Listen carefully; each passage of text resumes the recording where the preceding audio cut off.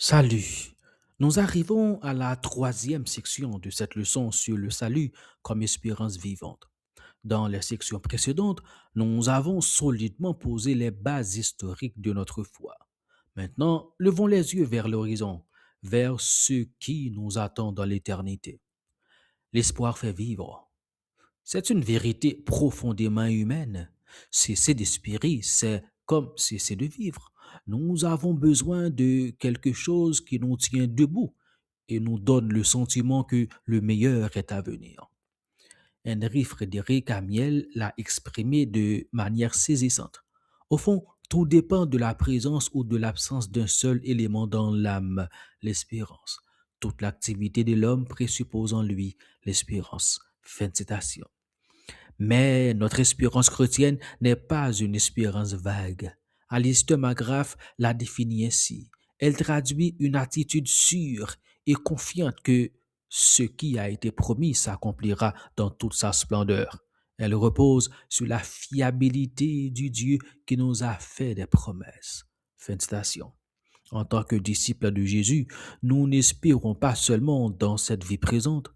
Notre plus grand espoir repose sur la résurrection de Jésus et ses promesses de nous rejoindre dans une éternité bienheureuse. L'Apocalypse nous donne un aperçu saisissant de cette destination.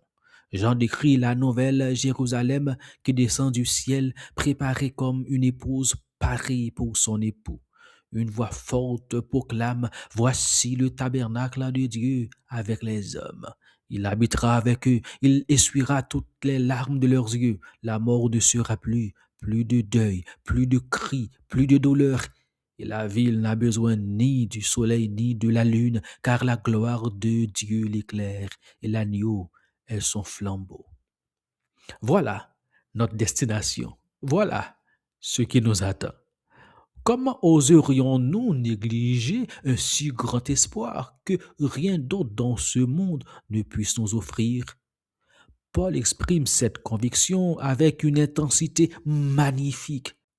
L'amour du Christ nous presse, car si un seul est mort pour tous, tous sont donc morts, et il est mort pour tous, afin que ceux qui vivent ne vivent plus pour eux-mêmes, mais pour celui qui est mort et ressuscité pour eux. Cette espérance eschatologique n'est pas une fuite de la réalité. C'est au contraire ce qui donne le plus de sens à notre engagement présent.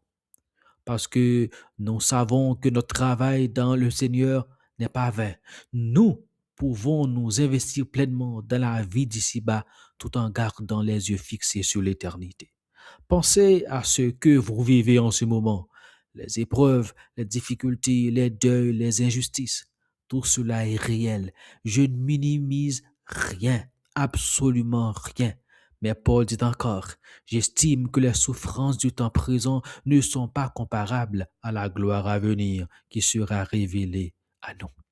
La résurrection de Jésus est la garantie de la nôtre. Sa victoire sur la mort est la promesse de notre victoire.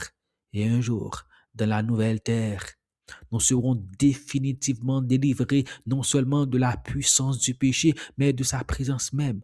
C'est la glorification. Pour conclure cette leçon, retenons ceci. La foi chrétienne peut être étudiée, expliquée et crue.